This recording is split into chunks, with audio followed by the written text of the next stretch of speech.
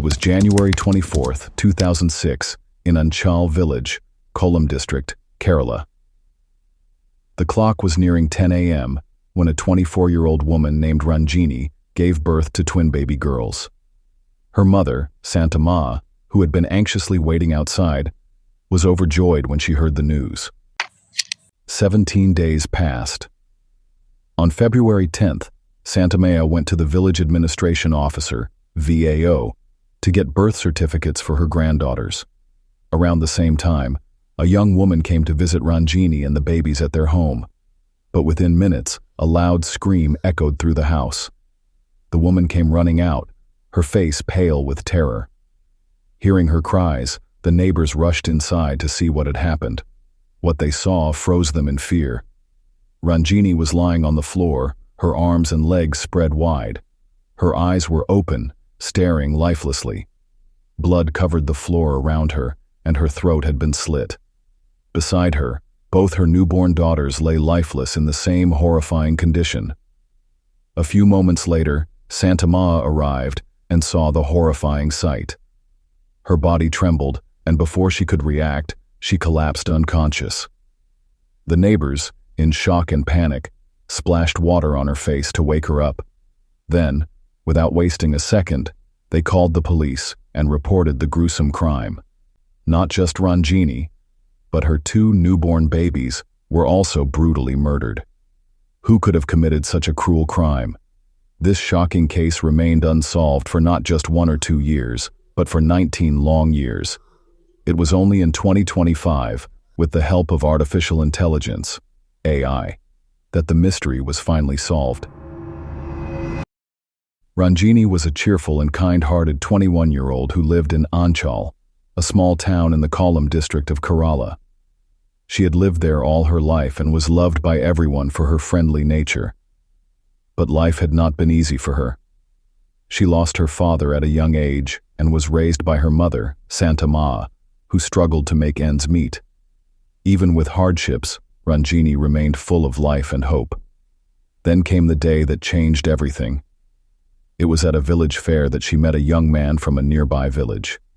His name was Dibal Kumar, an Indian Army officer who had come home on leave. What started as a simple meeting soon turned into a deep friendship. And before long, Dibal expressed his love for Ranjini. For a 21-year-old girl, receiving her first love proposal is a life-changing moment. Ranjini's life changed in an instant. Growing up without a father, she had always longed for love and care.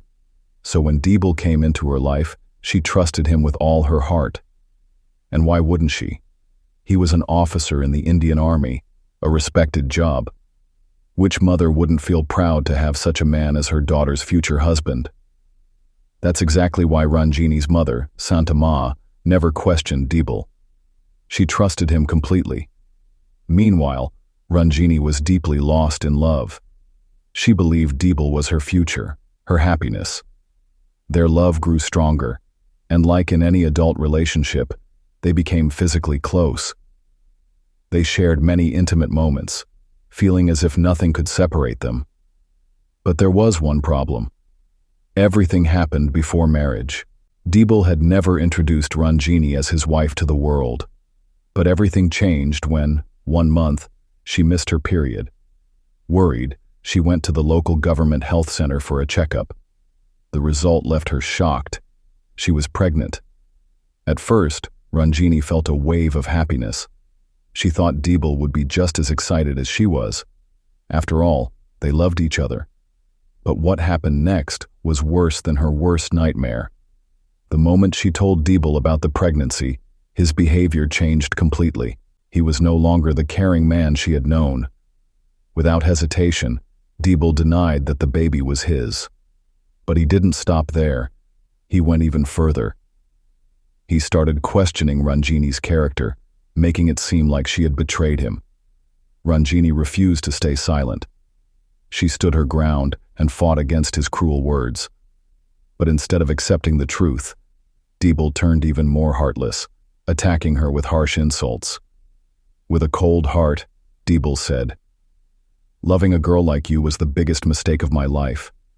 Do you really think my family would ever accept you as their daughter-in-law?" His cruel words shattered Ranjini, but what he did next was even worse. He started forcing her to get an abortion. But Ranjini was not someone who would bend under pressure. She stood strong and made one thing very clear.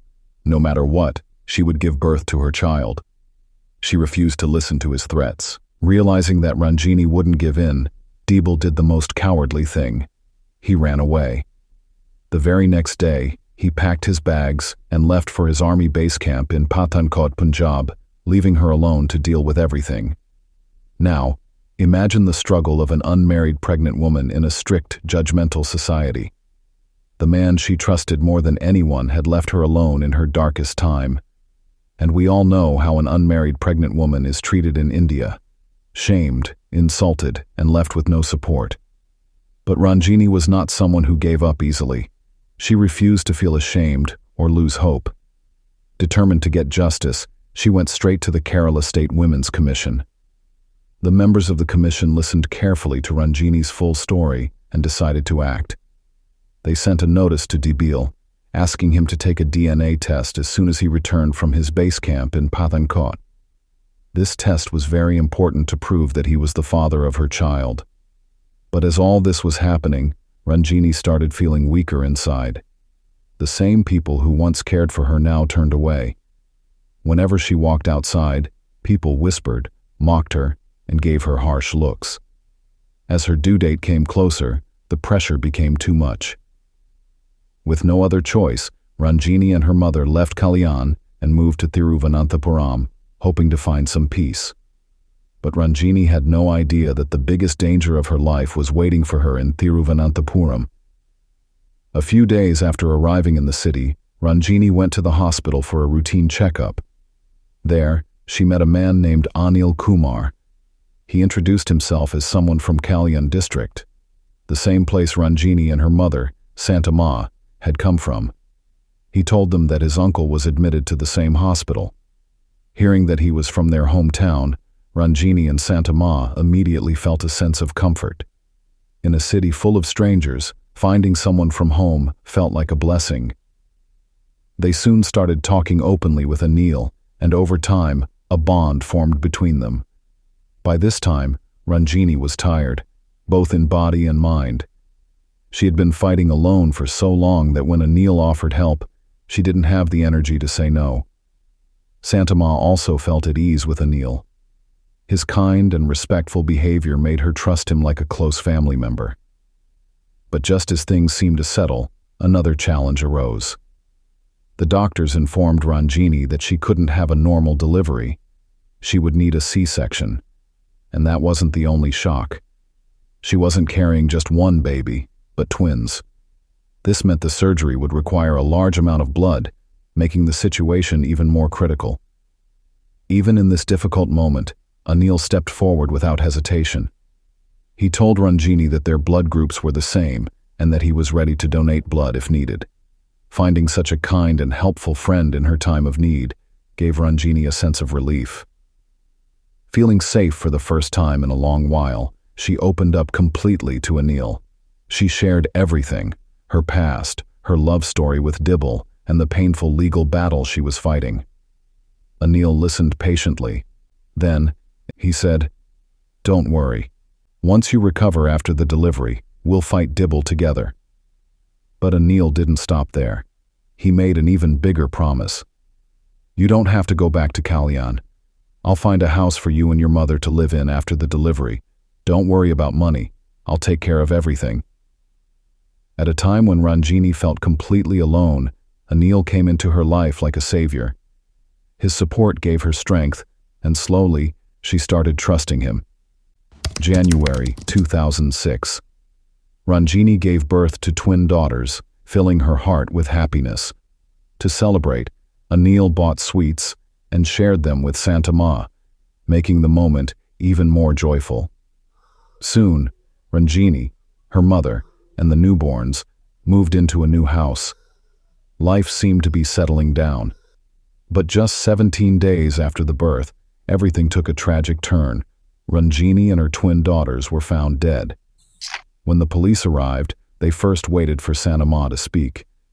With tears in her eyes, she slowly narrated everything that had happened.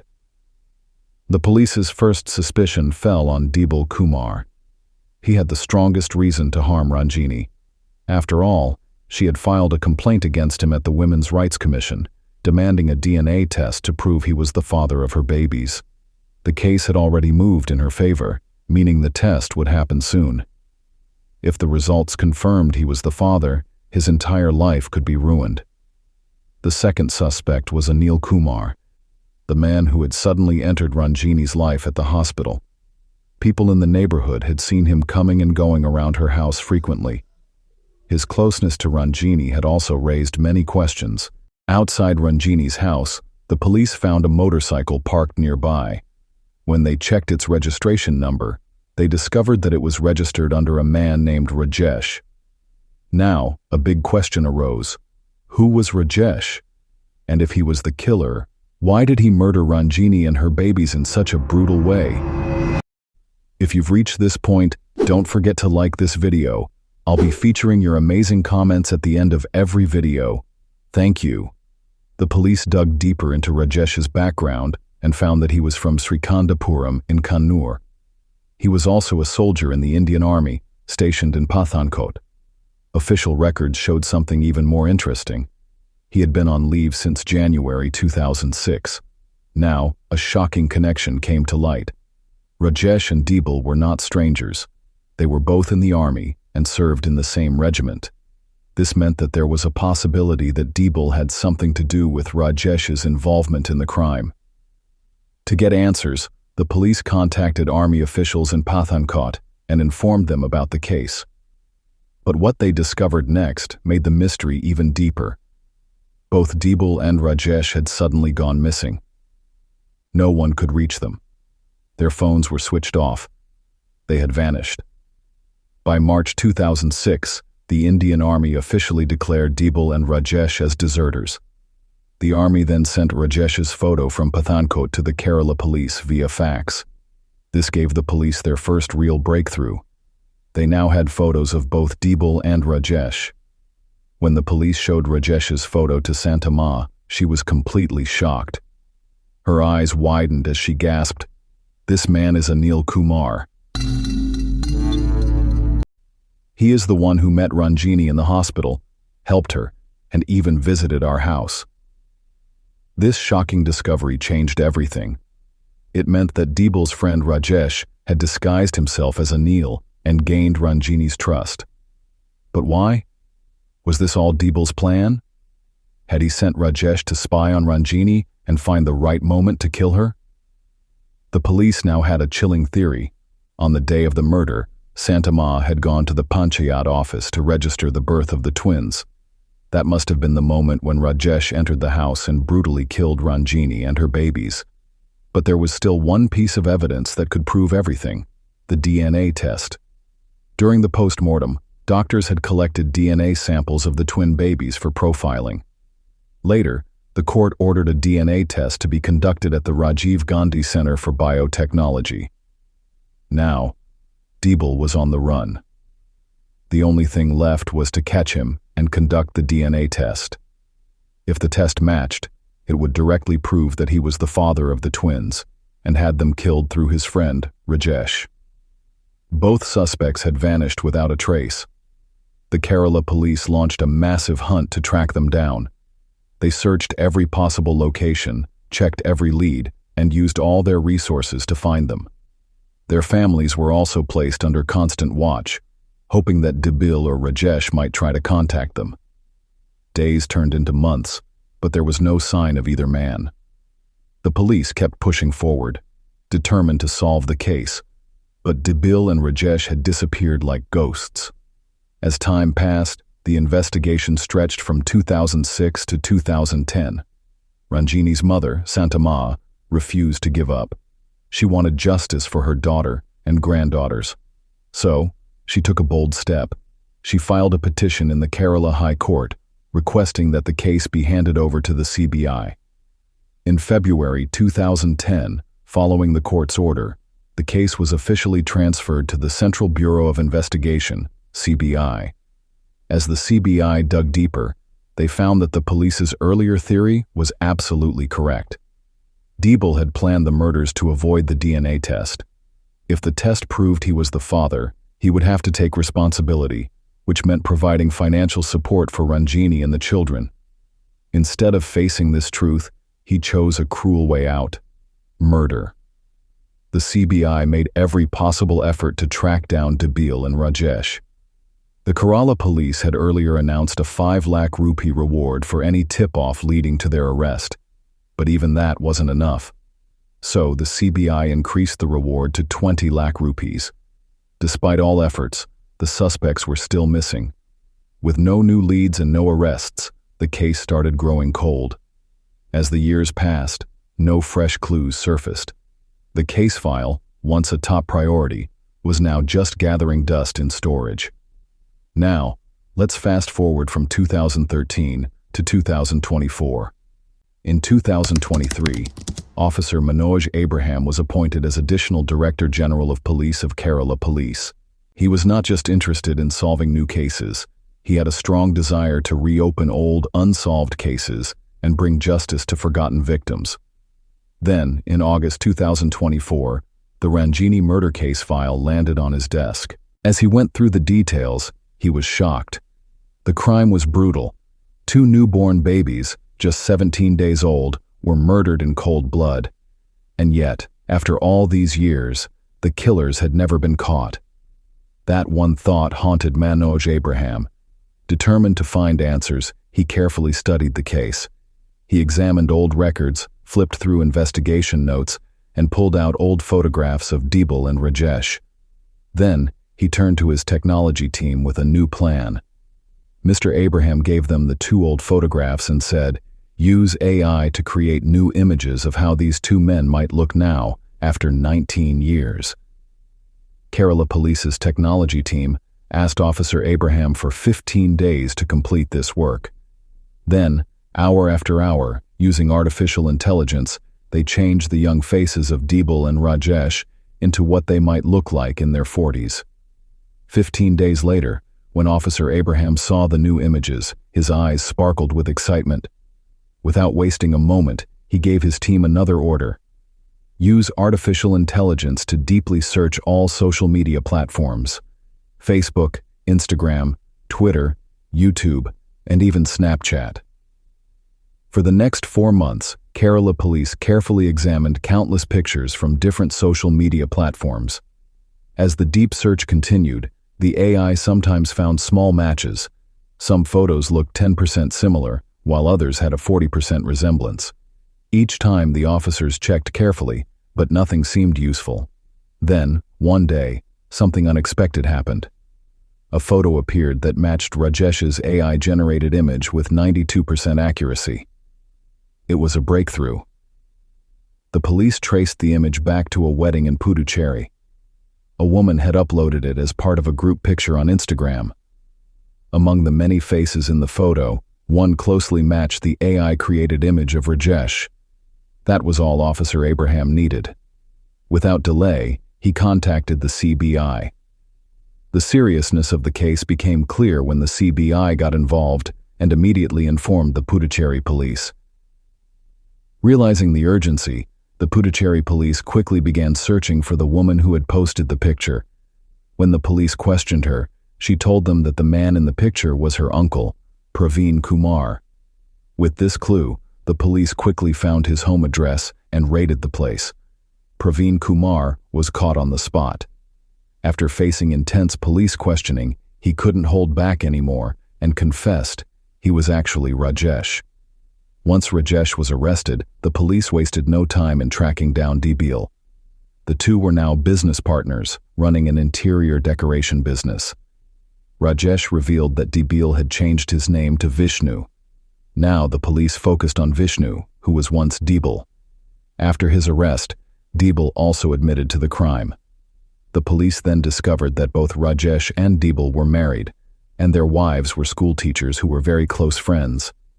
When the women learned the shocking truth about their husbands, they were left in deep shock and pain. Is AI a blessing or a curse? Only time can answer that. But in this case, Kerala police used AI's power to bring justice to a helpless mother and her murdered children after 19 long years. And that was today's case. Don't forget to subscribe and leave a comment. Here are some comments from the previous video. Thank you.